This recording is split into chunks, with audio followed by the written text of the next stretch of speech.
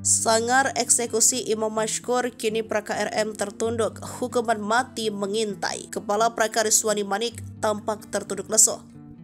Tak ada lagi raut garang wajahnya saat mengeksekusi hingga meninggal penjual obat Imam Mashkur. Sebagai informasi, pemuda asal Aceh bernama Imam Mashkur adalah seorang penjual obat di Rempoa, Tangerang Selatan. Ia tewas dibunuh oleh para terdakwa usai diculik dari toko obatnya.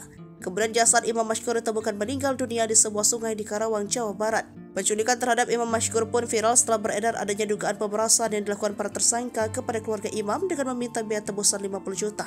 Kini 3 anggota TNI pembunuh Imam Mashkur dituntut hukuman mati Senin 27 November 2023. Ketiga prajurit TNI itu adalah Praka Rizwani Manik dari Satuan Pas Pampres, Praka Heri Sandi dari Direktorat Topografi Angkatan Darat, dan Praka Jasmovir dari Kodam Iskandar Muda Aceh. Praka Heri Sandi juga dituntut hukuman mati dan pemecatan dari Dinas Militer TNI AD.